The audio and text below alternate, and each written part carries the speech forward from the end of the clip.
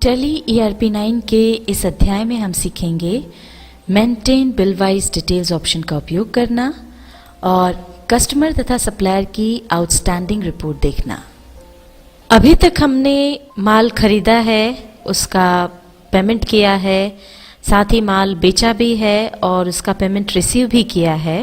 पर अब मान लीजिए हम इस सब को बिल वाइज मेंटेन करना चाहें तो वो हम कैसे करेंगे, ये हमको सीखना है। मान लीजिए हमारे किसी एक सप्लायर के 10 बिल्स हैं अलग अलग अमाउंट के, कोई 10,000 का है, कोई 5,000 का है, कोई 7,000 का है, कोई 15,000 का है और इसके पेमेंट्स करना है। एक तो हुआ कि हमने टोटल अमाउंट देख लिया कि भाई 50,000 रुपये हमको पे करना है, उसमें से हमने 20,000 पे कर दिए या 25,000 पे कर दिए। अब इसमें से कौन सा बिल का पेमेंट किया जा चुका है, कौन से बिल का पेमेंट आधा हुआ है, कौन सा बचा है, ये पता नहीं चलता। अगर हम इस पेमेंट को बिल वाइज करना चाहते हैं ज़्यादा सिस्टमेटिक बनाने के लिए, तो उसके लिए हमको एक स्पेशल ऑप्शन का उपयोग करना होगा। साथ ही एक और चीज़ होती है कि पेमेंट के लिए यूजुअली एक मियाद होती है कि भाई 15 दिन के अंदर पेमेंट करना है। मान लीजिए हमने कोई माल उधारी में खरीदा और उसके साथ एक मियाद आई कि भाई 15 दिन के अंदर आपको ये बिल पे करना है या 30 दिन के अंदर आपको ये पे करना है, या हमने भी अगर किसी को माल बेचा है तो हम एक उसको लिमिट देते हैं कि 10 दिन के अंदर या 15 दिन के अंदर या 25 दिन के अंदर आप इसका पेमेंट कर दो। तो ख़ास तौर पे जो बिल हमको अभी पे करना है या जिन बिल का हमको पेमेंट करना है, उसमें अगर हम ये भी देखना चाहते हैं कि कोई बिल उस लिमिट से ऊपर तो नहीं चला गया कि उसकी लिमिट निकल गई हो और हमने उसका भी पेमेंट नहीं किया हो, तो इस बात को भी अगर हमको ध्यान में रखना है या देखना है तो इनके लिए हम यूज़ करते हैं option maintain bill wise detail. और ये जो ऑप्शन है उसका उपयोग हम देख रहे हैं एक नई कंपनी पर, HK ट्रेडर्स, ये हमने एक नई कंपनी खोली है और इसमें हम देखते हैं कि इस ऑप्शन का उपयोग कैसे करेंगे। ऑप्शन को चालू करने के लिए हमको जाना होगा फीचर्स में, उसके लिए हम प्रेस करेंगे F11। अब ये हम कंपनी फीचर्स पर आ गए। अब हम जाएंगे अकाउंटिंग फीचर्स में, A प्रेस करके। अब यहाँ पर अकाउंटिंग फीचर्स आ गए। अब यहाँ पर देखिए आउटस्टैंडिंग मैनेजमेंट, ये जो दूसरा टाइटल है आउटस्टैंडिंग मैनेजमेंट के अंदर पहला ऑप्शन हमको मिलता है मेंटेन बिल वाइज डिटेल्स। इसको हमको यस करना है, Y प्रेस करेंगे और फिर एंटर प्रेस कर देंगे। अब इसके बाद ही नीचे एक और ऑप्शन होता है for non trading accounts also. अभी हमने जो maintain bill wise details option को यस किया, ये तो खासतौर पर जिन चीज़ों में हम ट्रेडिंग करते हैं यानी जिन चीज़ों का हम व्यापार करते हैं उसके लिए हुआ, जिसका हमारा मेन बिजनेस है।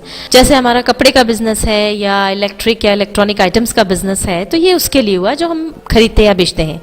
इसके अलावा जो दूसरी खरीदी बिक्री हम करते हैं, मान लीजिए हमने अपनी दुकान के लिए फर्नीचर खरीदा है, कंप्यूटर खरीदा है, इस तरह की चीज़ों की अगर हम खरीदी या बिक्री कर रहे हैं तो ये आते हैं नॉन ट्रेडिंग अकाउंट्स में।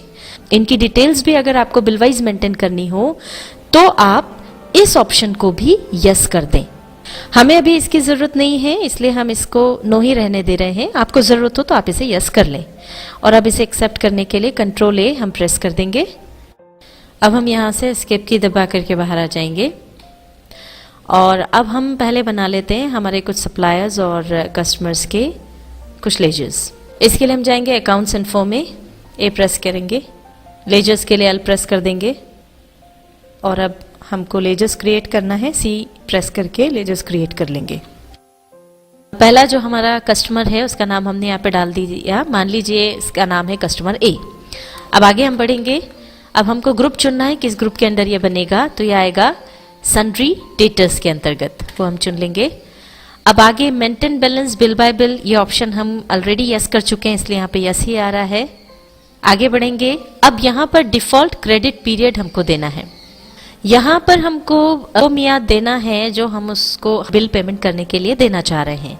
तो यहाँ पर जो भी क्रेडिट पीरियड हम देंगे, 15 दिन, 30 दिन, 25 दिन, वो बाय डिफॉल्ट इस कस्टमर के लिए जब भी हम बिल बनाएंगे तो वो अपने आप उतना क्रेडिट पीरियड आ जाएगा।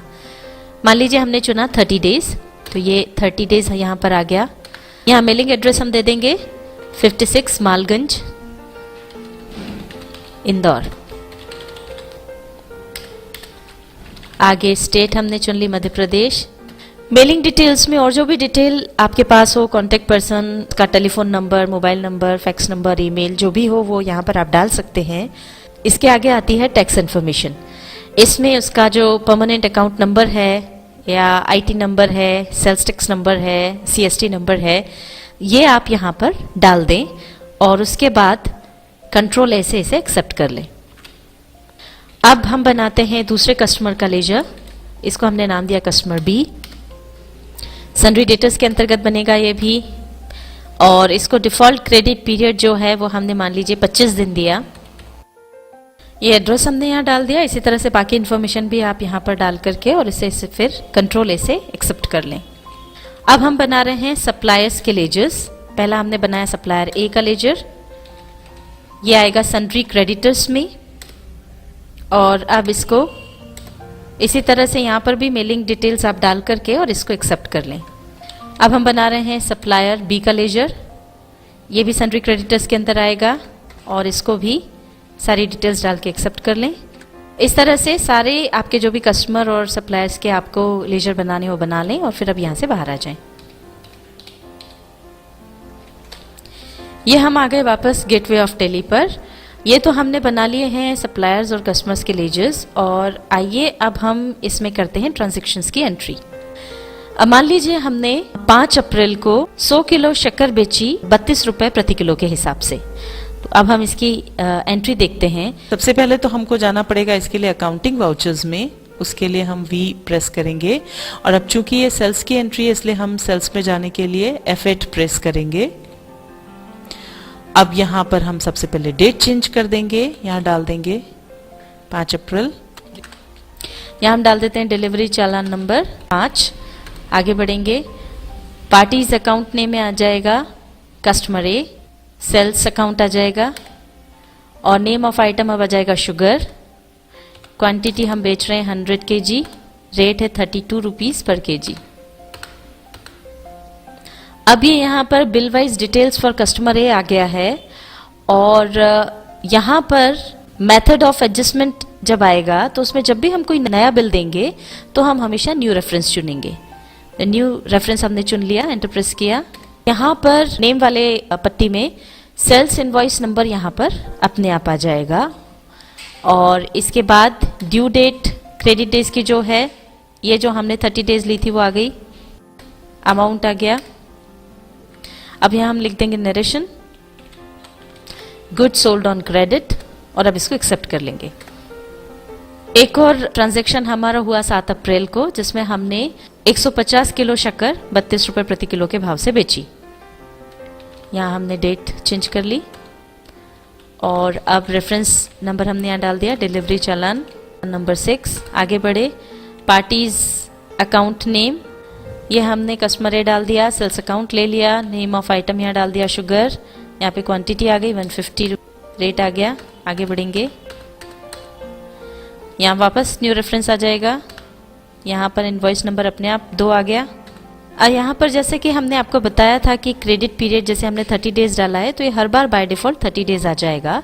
पर मान लीजिए इस केस में उसने हमसे और थोड़ी ज़्यादा मोहलत मांगी, उसने कहा कि वो 45 डेज में पेमेंट कर पाएगा, तो ये हम इसको चेंज भी कर सकते हैं। हमने चेंज करके 45 डेज कर दिया। अब यहाँ पर नरेशन हमने लिख दी वापस गुड सोल्ड ऑन क्रेडिट, और इसको एक्सेप्ट कर लिया। एक और एंट्री अब हम देखते हैं। ये 9 अप्रैल को हमने और माल बेचा, तारीख चेंज हो गई, डिलीवरी चालान नंबर हमने डाल दिया यहाँ पे 7, पार्टीज नेम डाल दिया, कस्टमर ए, सेल्स अकाउंट ले लिया। ये हमने वापस शुगर बेची 100 kg 32 रुपए के हिसाब से। आगे बढ़ गए, यहाँ पर वापस न्यू रेफरेंस आ जाएगा, और यहाँ मान लीजिए हमने 30 दिन की बजाय इसको 25 डेज कर लिया।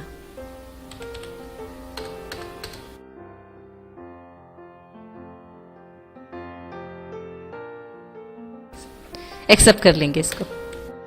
जिस तरह से हमने कस्टमर ए को माल बेचा और सेल्स की एंट्री हमने की, उसी तरह से कस्टमर बी और सी को भी हमने माल बेचा है और उसकी भी सेल्स की एंट्री हमने कर ली है।